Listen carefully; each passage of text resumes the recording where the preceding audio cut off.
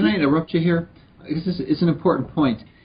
There's a large group of people who are firmly convinced of the value of raw foods because of the nutritional components, and then when you cook it or process the foods, you diminish some of the value of the food. Now, I understand that from the fiber component, you made it really clear, but I'm just curious about the nutritional content, because it's an important concept, is that if many of these vegetables in their raw state really can't be digested, and their nutrients can't be utilized. But do you believe that the benefits and the availability of the nutrients are increased actually for many of them when you cook them, as opposed to eating them raw?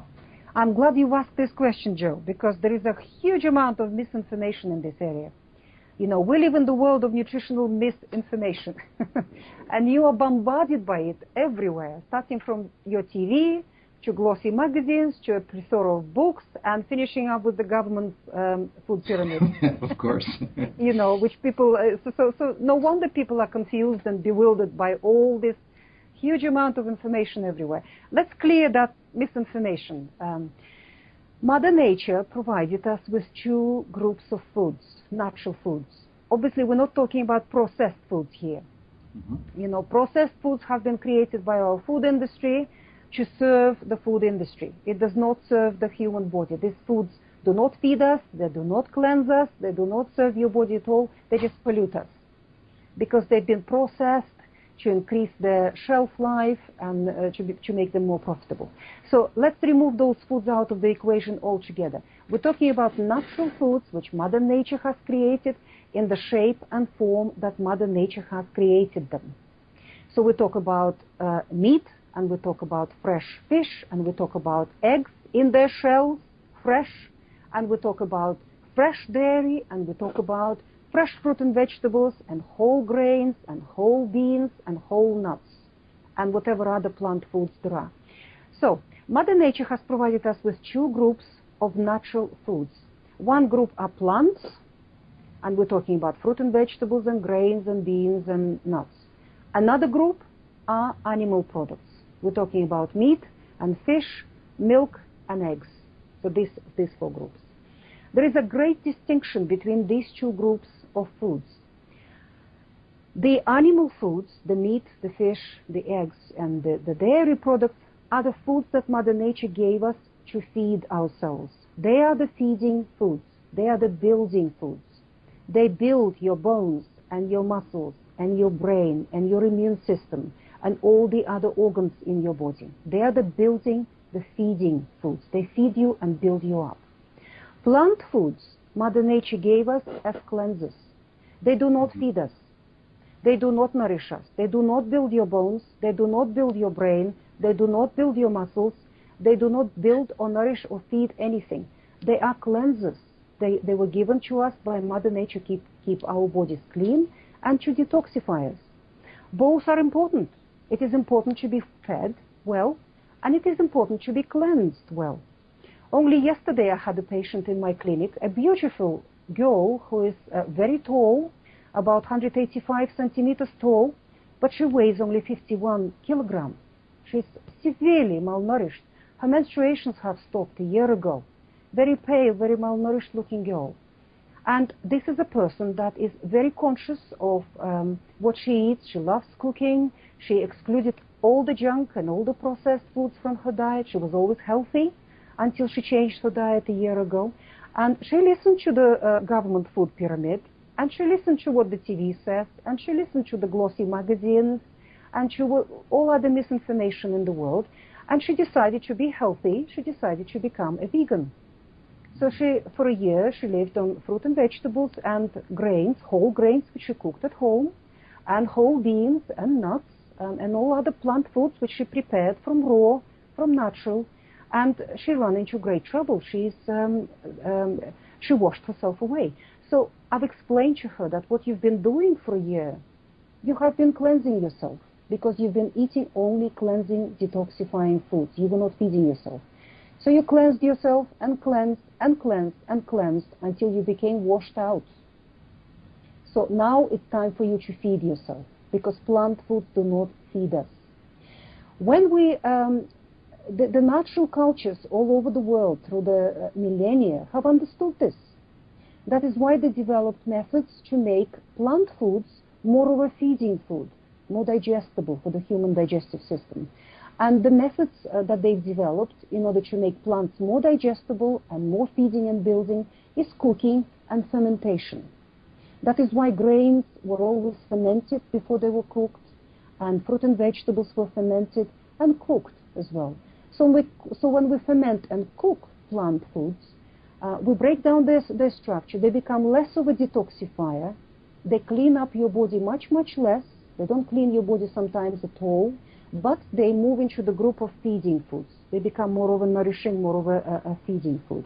Where would vegetable juicing fit on that scenario? Does the processing of it convert it more to a feeding and nourishing food? No, the juices do not nourish us. Again, they're cleansers. They cleanse Okay. us. Of course, this division is not 100%. There is some overlap. Animal foods have some cleansing ability, without doubt. For example, raw egg white is one of the champions in chelating toxic metals in the body. It's a wonderful chelator of toxic metals, as long as you consume it raw from pastured eggs, where chickens were running around in the pasture. And the same with plant foods. They have some feeding ability, some building ability, but it is negligible compared to the animal foods. So animal foods feed us, plant foods detoxify us. Why that happens? Because energy on our planet comes from the sun. Everything on our beautiful planet gets recycled, doesn't it? And the only new energy, new input of energy that comes to the planet comes from the sun. So Mother developed a group of things on this planet that can capture the energy of the sun and convert it into solid matter. And these are plants. Plants have photosynthesis, so they're able to capture the energy of the sun and convert it into solid matter that can be eaten. Then Mother Nature created a group of herbivorous animals which can consume the energy of the sun in the form of plants, consume the grasses, consume the plant matter. And in order for this group of animals to be able to break down the plants, digest them properly, and convert them into another form of solid matter, into meat and milk and eggs and fish, Mother Nature provided them with a very special digestive system. Herbivorous animals have got several stomachs called rumen, and their stomachs are filled with bacteria, with microbes. So it's not the cow that digests the grass, it's the microbes in her stomachs, in her rumen, that break down the grass for the cow. The interesting thing is that the cow actually chews the same mouthful of grass about 200 times. That's what zoologists have calculated. She would chew one mouthful of grass for a little bit, break it down, then send it down into the rumen. The bacteria in the rumen will work on it and extract what they can out of it, and then they'll send it back into the mouth. She'll regurgitate it. And she'll munch it again for a little bit, and then send it back into the stomach, and that happens 200 times with the same mouthful of grass. And another fascinating fact that I have discovered recently is that most carbohydrate in the plant matter, in the grasses and in other plants, that the herbivorous animals swallow, is converted by these bacteria in their rumen into short-chain fatty acids. So they absorb all that carbohydrate largely as fat. So herbivorous animals, the cows and the elephants and the zebras and the giraffes and deer and other herbivorous animals, they are on an extremely high-fat diet. That is why they're so huge. And it's the bacteria inside their digestive systems that break down all these plants for us. We humans don't have a rumen. We only have one small stomach. And we have no bacteria in that stomach if you're healthy. A healthy stomach in a healthy human is the least populated area of our digestive system. The numbers of bacteria, they count in hundreds, which is a very meager number. Instead, human stomach produces acid and pepsin. And these two things are only fit to break down one group of foods effectively, and that is animal foods. They are fit to break down meat and animal fat and fish and eggs and milk. They are not fit to break down plants at all. That is why the plant world is indigestible for human beings. Most of them, when we consume them in a raw state in particular, in their natural state, they go all through our digestive system and they finish up practically undigested in the bowel, where the bacteria, that's our equivalent of the rumen, where the bacteria work on them and break them partially down and convert them again into short-chain fatty acids. So we absorb them as fat, and that's a boost to our human metabolism. But if you try to live entirely on these plant foods, you will run into trouble, as vegans do. In the laboratory, our nutritional science have been working on plants for a long time, and when we break down plants in the laboratory, we find that they're full of nutrition. They have large amounts of protein and fats and carbohydrates and this vitamin and that vitamin and this substance and that substance. And then this information is published in tables in the nutritional literature and in popular literature, and that lures vegetarians and vegans into a false sense of security. They look at all these tables and they say, oh gosh, look at all this wonderful nutrition I'm getting from munching on my carrots and spinach. But the trouble is, these tables are misleading. They're downright deceptive, because in the laboratory we can use all sorts of methods and chemicals to extract nutrients from plants. Methods and chemicals which human digestive system does not possess.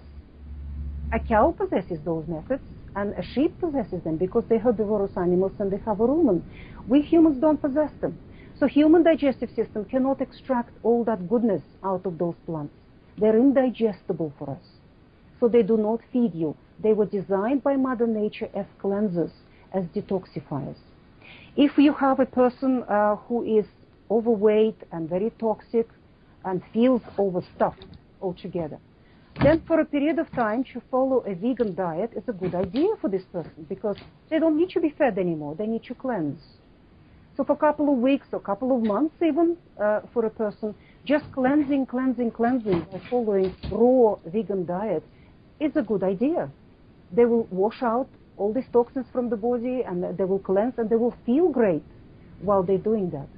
But when the body finished with cleansing, when it's cleaned up, it will give the person a signal, right, now I'm ready to be fed. And that is the time when you need to start feeding yourself. And in order to feed yourself, you have to consume animal products. You have to eat meat, and you have to eat fat, animal fat, and you have to eat fish, and you have to eat eggs, and you have to eat good quality dairy products. Because these are the foods that Mother Nature provided us with in order to feed us.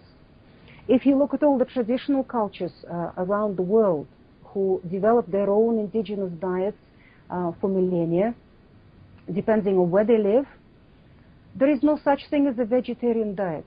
It does not exist in nature, and it does not exist in a traditional tribal culture of humanity on this planet. People, we human beings, evolved as being omnivores. We evolved to eat everything we can find in our immediate environment, animal foods and plant foods. So people, depending where they evolved, where they lived, whether they lived in the tropics or whether they lived in Greenland or Iceland, they would eat what they have locally, and they would eat everything, including the meat, including the fish, and including all the plant matter. Vegetarianism comes from a Western religious culture. It is a religious byproduct, vegetarianism and veganism. It was first explored by monks who lived in isolation in monasteries, and these were usually male communities, men who had to live together, and their sexual energy became a problem for these people. So they were looking for something that could reduce their sexual activity and sexual desire. And they found that excluding animal products, excluding meat, and becoming vegetarians worked very nicely. Because indeed, in order for us to produce sex hormones, we need cholesterol, because they're made from cholesterol. And we require vitamin A and vitamin D, and we require a lot of protein. So in order to produce sex hormones, we have to eat meat, and we have to eat eggs, and we have to eat fat, animal fat. So if you don't want to produce sex hormones, if you want to be infertile, and if you don't want to have any sexual desire, then the vegan diet is the right diet to follow. And yes, and that's what these monks have found, and that's what become their practice. Then in the 1800s, there was a group of religious people, they were Puritans, At the center of that group was Kellogg, Mr. Kellogg, the founder of Kellogg Cornflakes. That's where the whole thing comes from. He was a Puritan, quite an extreme Puritan. Puritans believed that all activity, sexual activity or intimacy between a man and a woman is immoral and against God and should be greatly discouraged. So in order to do that, in order to get rid of sexual urges, the way they put it, they have studied the diets of these monks in isolated monasteries and communities and adopted that diet. And they wrote some very compelling books and compelling articles and started evangelizing this way of life to people in order to reduce sexual urges and sexual activity. So that's where, and that's where the vegetarian diet was born for the first time, and the vegan diet was born. That is the history of vegetarianism in human society. That's where it's coming from. So if you want to reduce your sexual activity, if you don't want to produce children, and if you don't want to have any sexual energy at all, then perhaps the vegan diet is the right diet for you to follow. But if you want to have a normal life and belong to this world and have a family and have children, then do not follow that kind of diet. Cleansing is one of the wonderful things that nutritional science has propagated and expounded on. There are many books now showing that a period of a vegan diet can eliminate diabetes type 2 and can eliminate many autoimmune conditions and treat all sorts of ailments and disorders. Because if a person is toxic and overstuffed and overweight, then a period of cleansing, just pure cleansing, is extremely beneficial for these people. And indeed, their blood sugar does go down, and their diabetes does disappear, and their blood pressure does normalize, and many other wonderful things happen in the body when the body is given a chance to cleanse, to remove toxins. But then when the body finished with that cleansing, it needs to be fed. So following a vegan diet or vegetarian diet like that for a long period of time is unsustainable and should not be even contemplated. What is important for these people, all these disorders and all these modern degenerative conditions such as cancer and heart disease and autoimmunity and other degenerative conditions are not caused by natural foods. They are caused by our processed foods, by the activity of our food industry.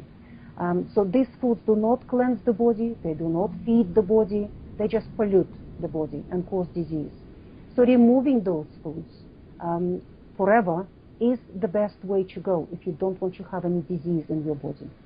But it is very important for people to listen to their bodies and talk to their bodies and figure out, what do I need right now? Do I need to cleanse right now, or do I need to feed myself right now? What state my body is in? Or maybe I need a mixture, some middle ground between the two, depending on what's happening in my body. If we have an anorexic girl, for example, or a malnourished person who followed some vegan diet for a while, or a vegetarian diet, the last thing you want to do is cleansing them. They've been cleansing already for far too long. They're washed out. You need to feed that person. Feed and feed and feed until they've restored their energy and they restored their weight and become far more energetic, and then they can bring more of a balance into their diet of cleansing foods and feeding foods. But if you have an overweight, burly person with high blood pressure and diabetes, the last thing perhaps that person needs right now is feeding. They need to be cleansed. So following a vegan or cleansing diet for a couple of months is a good idea for that person. And then once the cleansing is accomplished, then we bring back in the feeding foods, and we find a balance in the middle ground between feeding and cleansing.